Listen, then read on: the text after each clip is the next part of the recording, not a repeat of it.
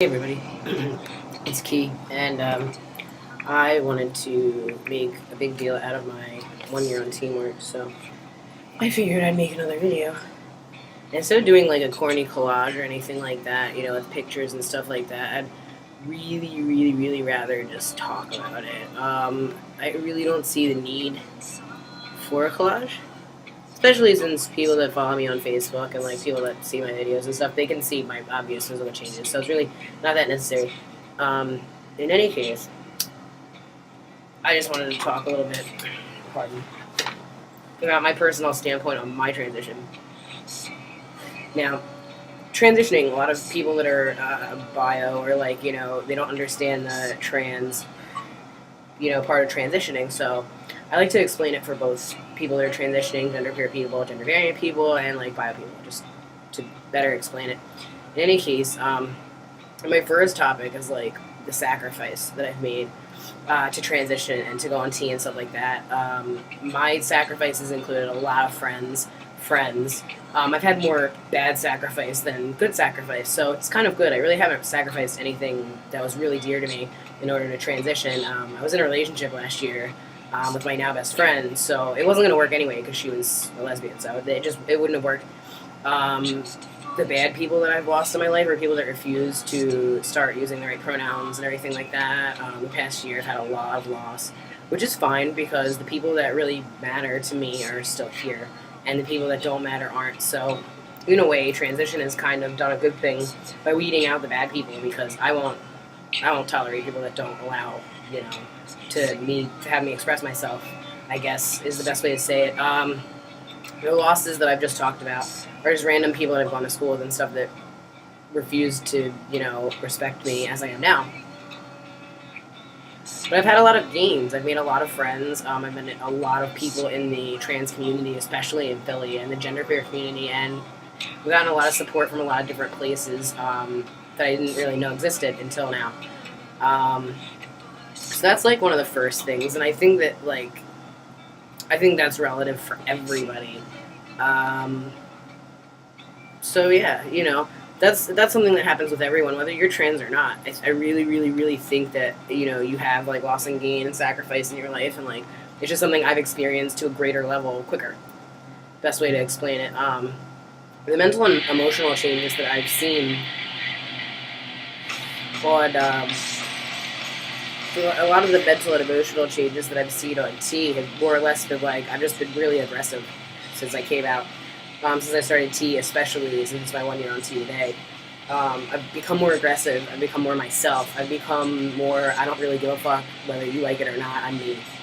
I mean, I always was like that. If you ever ask anybody before my transition, they always said that I was like that. So it just kind of made it more, it was just more there, I guess. I was a little bit more like introverted, I guess, which I am now in certain degrees, but I was more introverted about expressing myself as openly as I do now. So that's definitely one thing. Emotional changes, it's been up and down. It's been a roller coaster. Anybody that is transitioning says that it's an easy ride all the time. It's not. There are days that I wake up and I want to punch somebody in the face, and I have no explanation why. And it could be because of my bipolar, but it's usually not because it's stabilized through medication. But in any case, a lot of the emotional stuff is definitely been different for me. I would not paint my nails when I first came out. I refused to because I felt like it would make me look like less of a dude.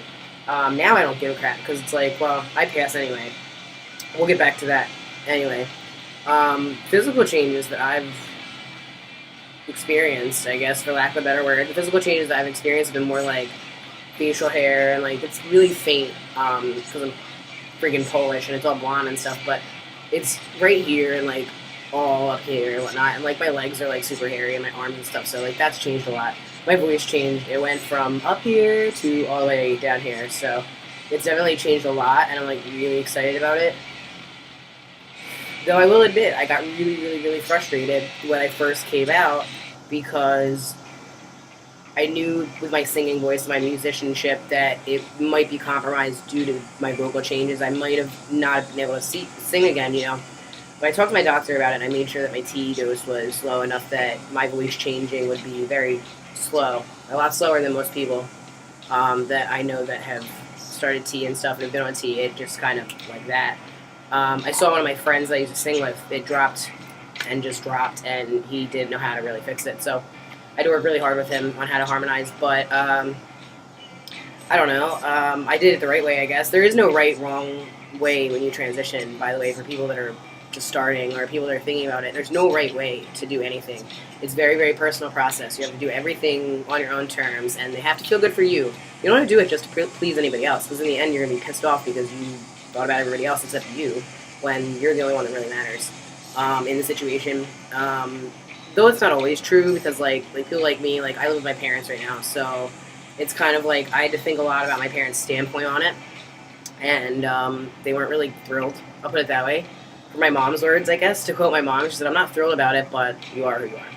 So that's kind of how my parents feel. And like I still get called my birth name occasionally, and they're shortening it now to a more male perspective. And my mom's really good with the pronouns. My dad really doesn't get into that. My dad's just my dad. Okay, I respect him for how he is, and I don't really get mad. So, if you're thinking about transitioning and you're like in the process of it, and your parents aren't really like moving very fast, like or the way you want, I would sit down and have a conversation with them. I really just sat down with my mom and like talked to her about how it made me feel. It didn't really do anything, but it did in a way. So it really helped a lot. But just with your family, be really patient, and especially some of your really close friends have known you like your whole life.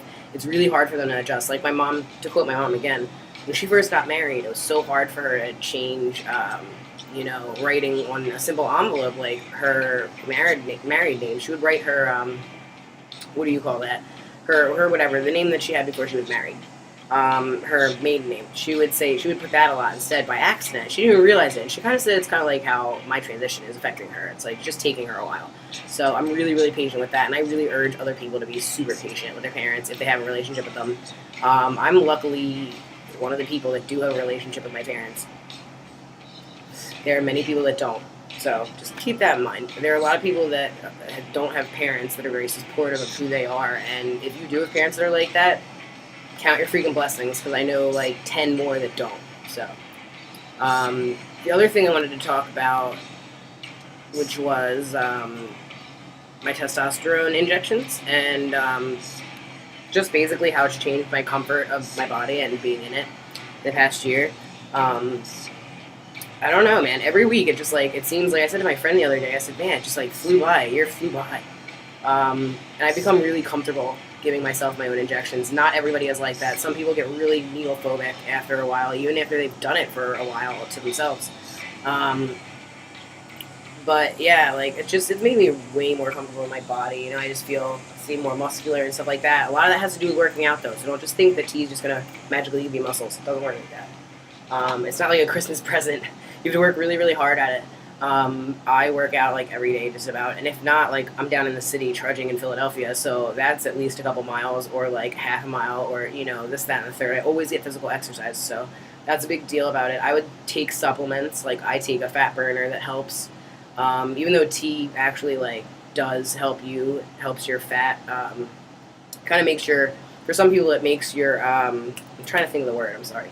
But it kind of makes your like fat kind of like split in half, and it kind of makes your redistribution of fat different, and that's very different for everybody. For me, thankfully, it made me lose a lot of freaking weight. I lost like 50 pounds plus working out and the supplements. But I take LS Pro 57, which is an IsoPro product. So if you go on IsoPro or you Google it, you'll be able to find it. I swear by it. It is like $20 on Amazon, and you get like 150 capsules, and you take 6 a day, and it sounds like a lot, but you take 3 in the morning, 3 at night.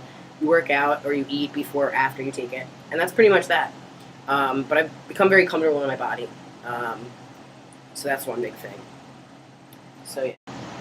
Okay, sorry about that, guys. My mom came outside and was asking me what I was doing, and I had to explain her. She doesn't really understand the whole like YouTube thing, but so about that, I don't know. It depends on everybody. Like, I'm not trying to sugarcoat this and tell everybody like, oh, it gets so great. Not everybody gets the same results I do, and like I've seen that. So like, don't automatically think just because like I don't know, because like I look all buff and stuff that can be you, because not everybody's going to be able to handle that kind of stuff. And also like I work a job where it's like very physically demanding, so I kind of have to.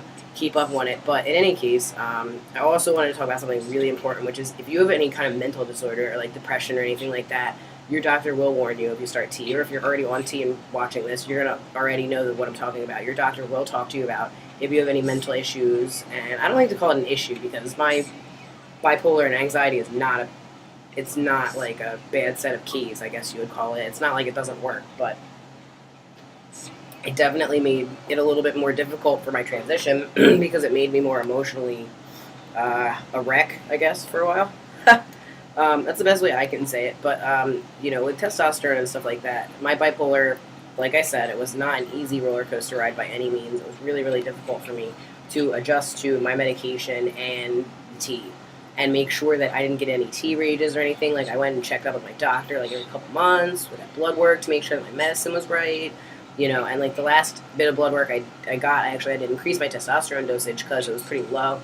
But that pretty much speaks for itself. Your doctor will talk to you about it. Just be honest if you haven't started yet. Be honest about any kind of issue you have emotionally or anything like that, because it will affect your transition. It will, in the end, affect it badly if you do not talk to your doctor about it. So that's a big deal.